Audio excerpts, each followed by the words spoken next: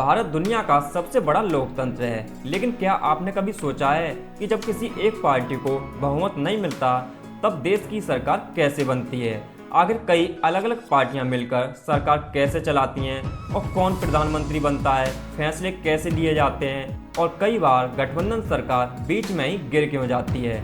तो आज की इस वीडियो में हम बहुत ही आसान भाषा में ये समझेंगे कि भारत में गठबंधन सरकार कैसे बनती है, गठबंधन सरकार कैसे चलती है और गठबंधन सरकार कैसे गिर सकती है। यानी कि पूरी जानकारी आपको इस वीडियो में मिलने वाली है, इसलिए वीडियो को शुरू से लेके लास्ट तक जरूर देखना।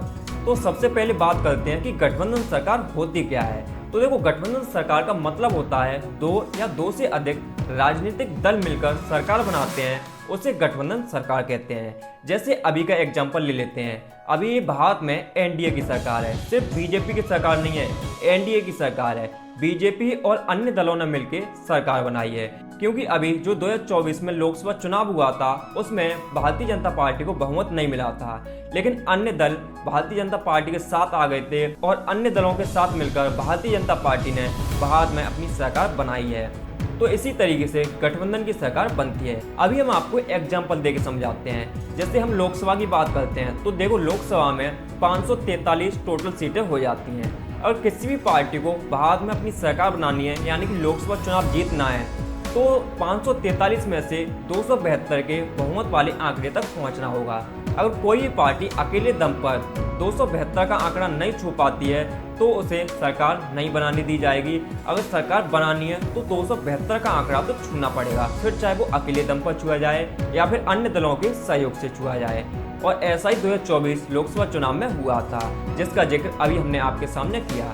तो उम्मीद है आपको ये चीज़ तो समझ में आ गई होगी कि गठबंधन सरकार कैसे बनती है।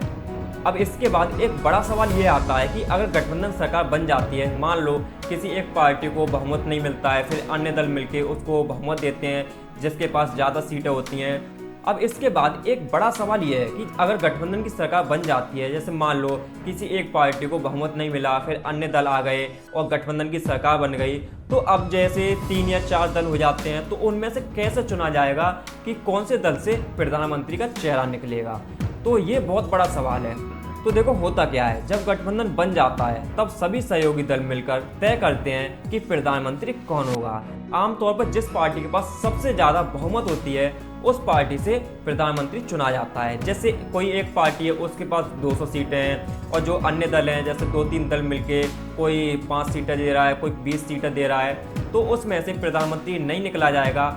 आमतौर पर पहले नंबर पर प्रधानमंत्री उसी पार्टी से निकलता है जिसके पास सबसे ज़्यादा बहुमत होती है।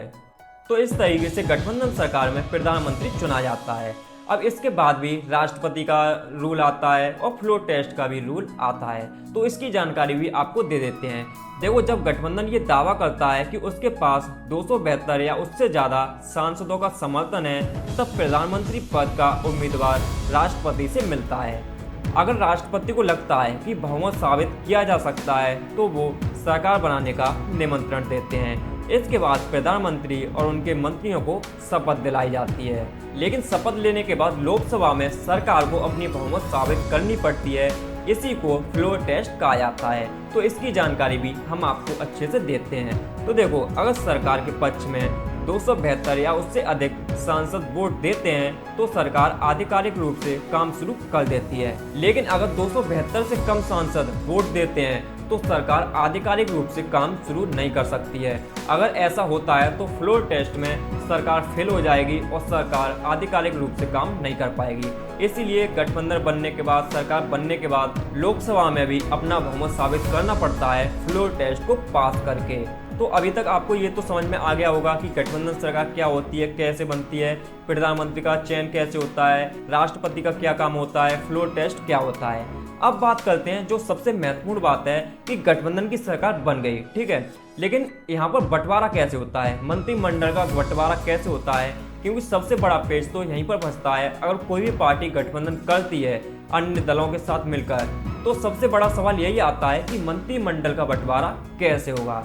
तो देखो, गठबंधन सरकार में सभी सहयोगी दल चाहते हैं कि उन्हें सरकार में हिस्सा मिले, इसलिए बातचीत के बाद अलग अलग मंत्रालय बांटे जाते हैं। किसी पार्टी को रेल मंत्रालय मिलता है, किसी को कृषि मंत्रालय मिलता है, किसी को शिक्षा मंत्रालय मिलता है, तो किसी को स्वास्थ्य या अन्य मंत्रालय मिलते हैं। यही कारण है कि गठबंधन सरकार में कई पार्टियों के मंत्री होते हैं। तो इस तरीके से गठबंधन सरकार में मंत्रालय के बंटवारे होते हैं। अगर किसी एक पार्टी को कोई मंत्रालय नहीं मिलेगा तो हो सकता है वो पार्टी नाराज हो जाए और गठबंधन को तोड़ दे।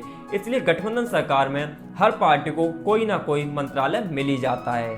और फैसलों की बात आती है तो देखो, जिसके पास ज़्यादा बहुमत है वो छोटे मोटे फैसले ले सकता है, लेकिन बड़े बड़े फैसलों की बात आती है, कोई बड़ा फैसला लिया जाना है तो सभी दल एक साथ मिलकर बैठक करते हैं। तभी उस बैठक में फैसला लिया जाता है कि इस फैसले को आगे बढ़ाना चाहिए या फिर नहीं बढ़ाना चाहिए। क्योंकि अगर सभी दलों की सहमति नहीं बनती है, अगर एक दल कोई भी एक बड़ा फैसला ले लेता है तो इसमें भी दरार आ सकती है और गठबंधन टूट सकता है। इसलिए कोई भी बड़ा फैसला लेने से पहले सभी दलों की सहमति लेनी पड़ती है।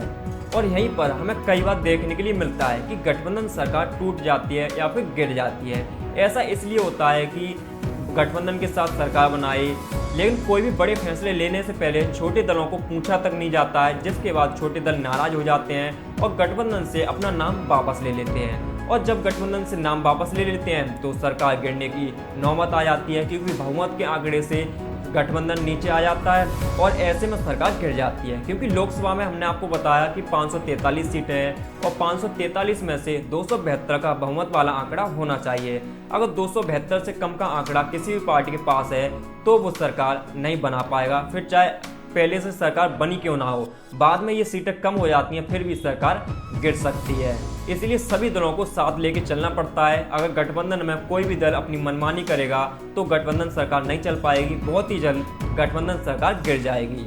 तो दोस्तों, यही थी आज की वीडियो। उम्मीद है आपको वीडियो पसंद आई होगी। वीडियो अच्छी लगी हो तो वीडियो को लाइक करना, चैनल पर पहली बार आए हो तो चैनल को सब्सक्राइब कर लेना, क्योंकि ऐसी धमाकेदार वीडियो हम आपके लिए लगातार बनाते रहते हैं।